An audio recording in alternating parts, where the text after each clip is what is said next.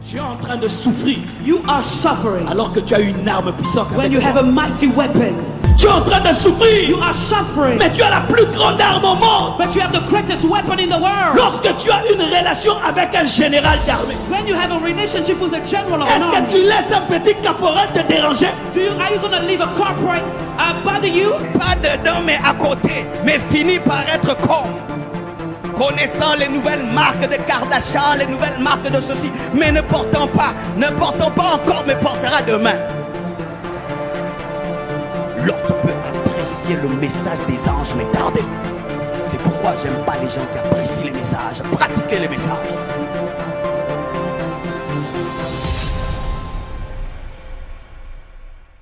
Vous savez, si je savais vraiment que l'élévation allait faire de ma vie ce qu'elle est devenue, j'allais réfléchir 2 fois pour la chercher. Tout ce que vous voyez ici, c'est l'extérieur.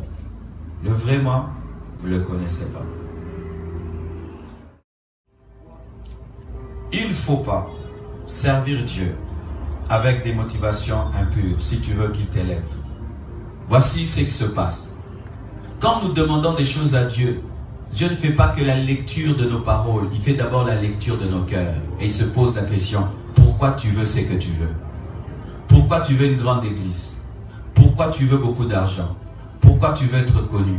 Pourquoi tu veux l'onction?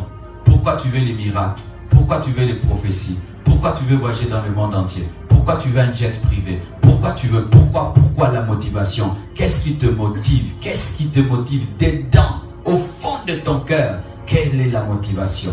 Prouver aux autres? Être connu toi aussi? Être sur des affiches? Passer à la télévision? Avoir de l'argent? Avoir une Jeep? Avoir des belles vestes? Aller en Europe?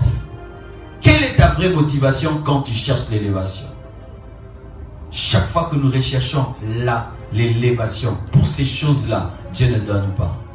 Dieu ne donne l'élévation qu'à celui qui recherche l'élévation pour sa gloire. C'est ainsi qu'Élie a dit, que l'on sache que tu es Dieu et que je suis ton serviteur. Lorsqu'il a voulu le feu, il a voulu qu'on sache que l'Éternel est Dieu.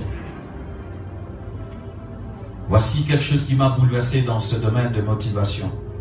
J'ai lu un livre d'un homme de Dieu, Rick Joyner. Qui connaissent Rick Joyner? Il a écrit un livre, L'assaut final. L'assaut final. Et dans ce livre, Dieu lui avait permis de connaître une extase. Il est allé en extase et il a rencontré certains hommes de Dieu qui étaient décédés. Des grands hommes de Dieu qui ont bougé le monde. Il les a vus dans le paradis. Et il a vu que certains qui avaient des grands noms sur la terre, dans le paradis, avaient des petits noms. Ils étaient parmi les plus petits du royaume. Et puis il arrive là, il trouve un grand homme de Dieu. Il dit, mais qu'est-ce que tu fais? Tu es parmi les plus petits du royaume. Il dit, parce que dans ma vie, vous voyez tous les livres que j'écrivais là-bas, je ne les ai pas écrits pour vous édifier. Je voulais vous montrer seulement que je suis intelligent. C'est pourquoi je n'ai reçu aucune récompense. Chaque fois que tu fais une grande croisade, pour qu'on sache que tu es grand, 0.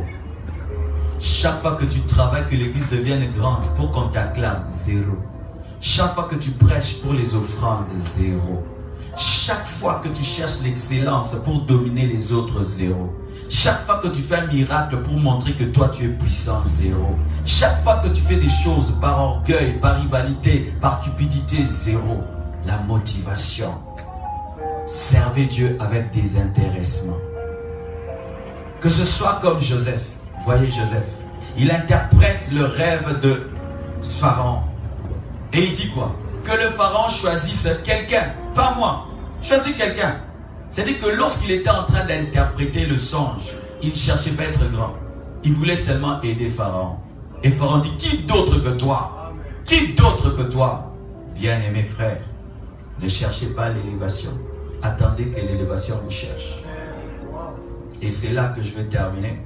J'ai causé avec l'homme de Dieu Samuel.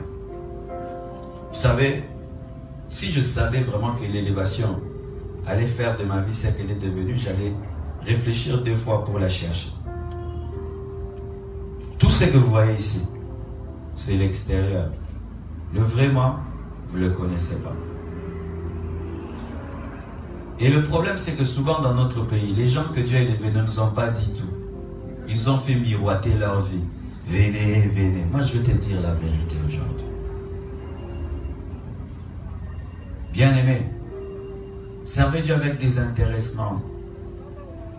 Que l'élévation ne soit pas le but de ton ministère, mais ce soit la conséquence de ton ministère. Ne travaille pas pour être élevé. Travaille pour sauver les âmes, former les disciples, plaire à Dieu. Et si Dieu veut t'élever, qu'il t'élève. Car je vous dis, l'élévation a ce qu'on appelle les épines. Quand tu vois la rose, il y a la fleur, mais aussi les épines. Le succès, la popularité, l'onction, les miracles, la connaissance et la fleur. Mais sur la rose, il y a aussi des épines. Mais des fois, nous aimons la rose sans les épines. Alors, il faut les deux. Et si Dieu ne veut pas t'élever, laisse-le tranquille. Il sait pourquoi. Amen. Hein?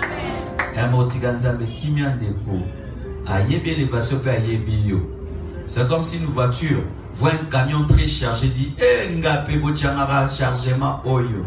Mécanicien dit que yo, na ba amortisseur wana ezali wa. Biloko zo senga est-ce que kokoka yango? Tala voisin na yo, tuna yo. Biloko zo senga okokoka.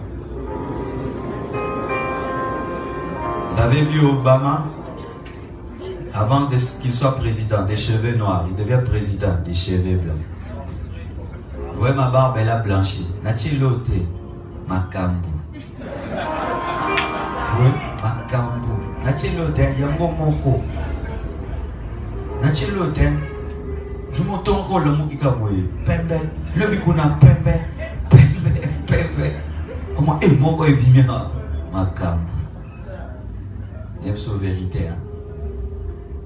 Tu vois l'élévation que tu cherches va t'amener des problèmes. Pour que quelqu'un ait l'argent, il n'a qu'à t'insulter. Il met une vidéo sur internet, on le paye. Tu es prêt? Tu es en train de jouer avec tes enfants, tu vas sur internet, tu trouves une vidéo, franc-maçon. Inconscient, et quelqu'un prouve que tu es franc-maçon. Mais tu n'as jamais rencontré même un féticheur. Parce que tu es élevé. Parce que s'il insulte celui qui n'est pas élevé, on ne va pas le connaître. Mais pour être connu, il doit t'insulter. Tu deviens le canal d'élévation des méchants. Tu es prêt. Tu es prêt à ce qu'on insulte ta femme, tes enfants. Parce qu'ils t'ont seulement engendré. Et tu es prêt qu'on suive tous les détails de ta vie. Tu vois, quand je prêche là, je fais très attention. Parce que rien que cette prédication peut me créer des problèmes dans le monde entier. On peut même me taper dans des aéroports à cause de ça. Mais avant, je prêchais à moi.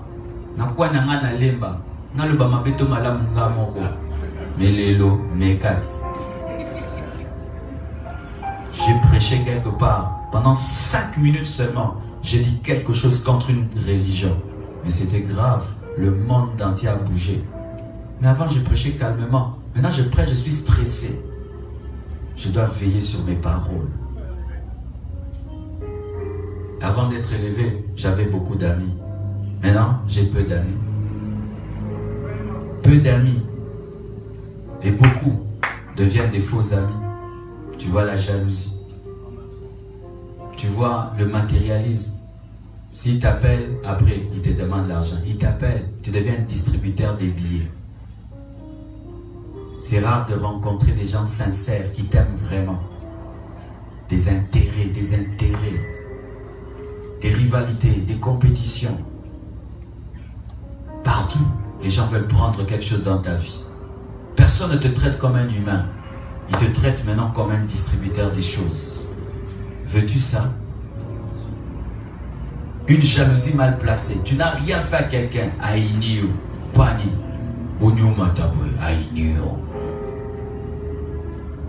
Tu es prêt? Bako solo likambo salade. Peba tu peba ndimi. Tu es prêt? Tu es prêt qu'on t'appelle magicien, sorcier, franc-maçon? Parce qu'au Congo seulement, dans le ministère, quand tu montes, franc-maçon. Pasteur, tu vois comme tu fais ça. Personne ne va s'occuper. Matata, on y colonne. Na oi. Achango Pamba 2. Biloko Isa, on est un sanctuaire. Tu es prêt? Pourquoi il n'a mis que le tapis rouge? Le sang, le sacrifice. Pabo Makabantimi. C'est ce qui t'attend, toi qui veux l'élévation. La solitude. Ou des fois tu vis des choses, tu ne peux pas les dire à quelqu'un. Tu es seul. Des problèmes, tu ouvres ton téléphone. Moi des fois, je ne vais pas ouvrir le téléphone. Le téléphone, moi j'aime pas mon téléphone. Tu ouvres le téléphone. Problème. Tu veux dormir. Problème. Je dis, et au bon moment, ah oui, si tu m'appelles, tu me trouves au téléphone, sinon je vais passer ma journée au téléphone. Et la plupart des mauvaises nouvelles, des besoins. Si quelqu'un cherche, il ne trouve pas, il pense à toi. Si c'est pas un peu, il ne trouve pas, il pense à toi. Il pense à toi. Et si tu dis à quelqu'un, tu n'as pas, Akabakate. Moi $500. Moi $500. $500. Et c'est belé.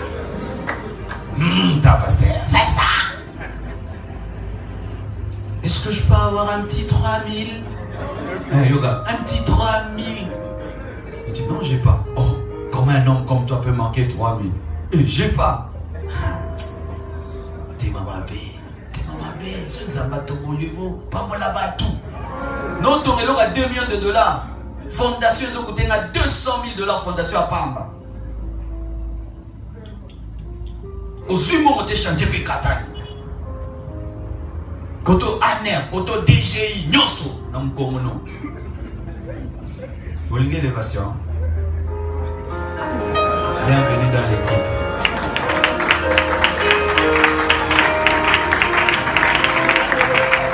Des fois, tu as envie de prendre ta femme, aller manger.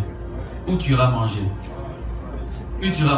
Tu arrives seulement comme ça, on te connaît. Tu as peur même de boire, d'être empoisonné. Où tu iras manger?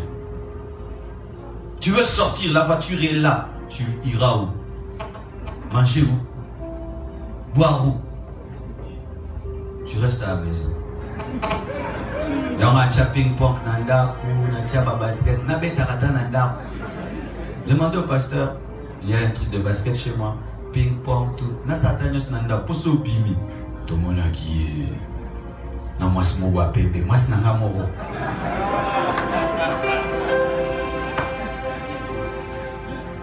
C'est ce que tu veux. Tout le temps dans les avions. Il y a quelqu'un. Bon, ma bézard. Frère, avion. Moi, avant, j'ai trouvé que c'était bien les avions. S'il y a quelque chose que je hais, c'est l'avion. Tu es en haut là-bas. Quand ça fait... Oh Seigneur, je t'abandonne mon âme. Pendant une année, tu entres 10 fois dans un avion. Fatigue, ça donne des problèmes cardiaques. Il est là. J'ai un ami qui est mort au Canada. L'avion l'a tué. Monter tout le temps dans les avions, ça donne un problème de cœur. L'un des grands hommes de Dieu américains a un problème de cœur, l'avion. Monter dans les avions, c'est un problème sérieux. 8 heures, 10 heures, assis sur une chaise. J'ai un problème de dos à cause des avions. Comme vous voyez là, l'avion. Aucun plaisir. C'est ce qui t'attend. Toi qui veux l'élévation. Des femmes qui ne t'ont jamais tenté vont t'essayer. Tu vas affronter des démons de haut niveau. Pas les petits. Des esprits géants. J'ai des apparitions des fois. Des esprits qui m'apparaissent, qui me menacent. Arrête de faire ce que tu fais, on va te tuer. Si tu continues, on va toucher à tes enfants. Derrière un esprit de 3 mètres de long. Une chauve-souris, debout sur ses pieds, parlant français, m'a menacé. D'autres choses que je ne peux pas partager ici. Certains hommes qui ne s'occupent pas de toi viendront te chercher en personne. Tu seras entre les combattants et la majorité. Si tu dis ça, les combattants sont fâchés. Tu dis ça, la majorité est fâchée. Tu ne dis rien, tout le monde est fâché. Vous voulez quoi? J'en profite. Vous voulez quoi? Qu'est-ce que vous me voulez?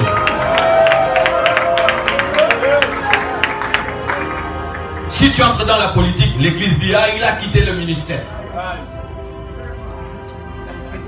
Si tu entres dans le ministère seulement, la politique dit, il faut t'occuper de la politique. Qu'est-ce que vous voulez? Mais avant, les gens ne s'occupaient pas de ce que je prêchais. Maintenant, on t'exige de parler du pays. Ils sont derrière leur laptop, mais ils t'envoient sur terrain. C'est ce que tu veux. À la fin du mois, tu dois payer au moins 70 personnes. Si tu ne trouves pas l'argent pour les payer, ils ne payent pas les loyers, ils n'envoient pas les enfants à l'école. Facture, facture, facture, facture, facture, facture à payer. 5000 fidèles, c'est 5000 problèmes. Sur 10 personnes qui entrent dans le bureau, 7 demandent de l'argent. Minerval, cahier, soins médicaux. Tu dois aller à l'église avec l'argent. Et ils ne peuvent pas comprendre que tu dises, il n'y a pas. Parce que quand on donne les offrandes, ils voient beaucoup de gens aller devant. Mais vous savez qu'il y a des 500 francs. Les gens deviennent durs avec toi, exigeants envers toi. Je bénis Dieu pour ta compréhension. Tu sais que c'est rare que je dise à un homme de Dieu, je suis fatigué. Il me dit, ok, le soir je ne saurais pas revenir ici. Je suis vraiment fatigué. Et j'ai dit à Samuel seulement, pasteur, je vais faire l'effort de venir le matin. Mais le soir, je ne viendrai pas dire, pas de problème. Mais la plupart des temps, au coup, il y a une chair, au coup, Bono ya des nègres qui battent au goya, au cassana, cosa qui coupe à caca, l'église. Non, au coup, l'église.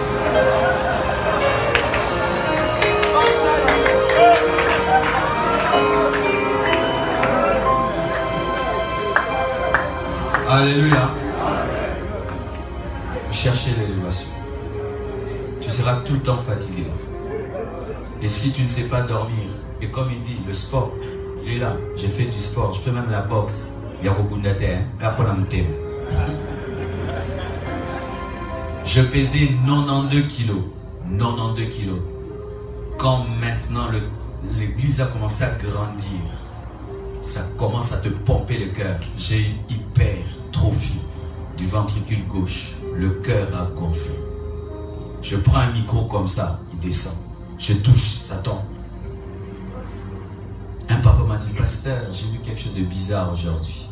Je suis allé voir un médecin. 6 mois, je ne prêchais pas. Et puis Dieu m'a dit, tu dois maintenant faire un régime, te mettre au sport. Et je me suis mis au sport, j'ai perdu 10 kilos.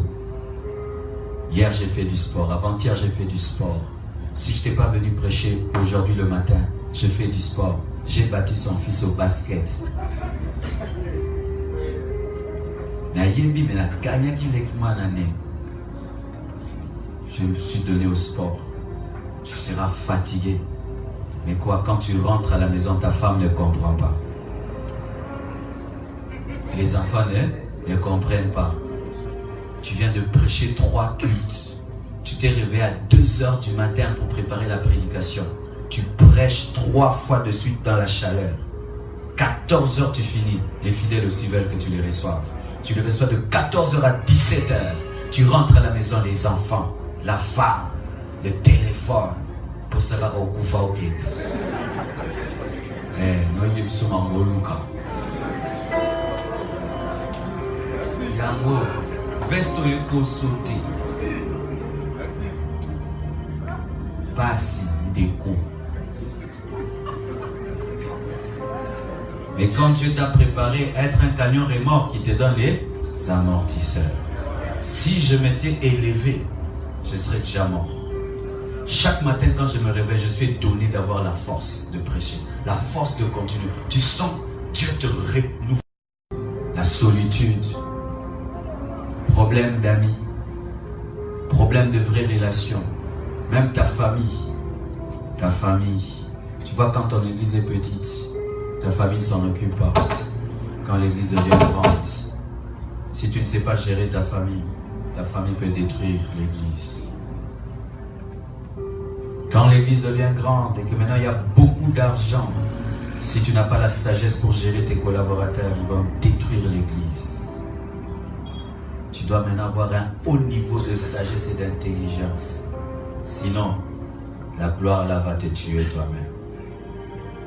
Ne recherchez pas l'élévation si Dieu ne vous a pas appelé à l'élévation. Les gens voudront maintenant des fois même te faire des chantages, te calomnier, des montages, des mensonges, des persécutions. Les gens viendront te proposer clairement d'entrer dans l'occultisme et tu dois dire non. On te mettra des grands montants sur la table. 100 000 $. On va te soutenir. Tu dois dire non.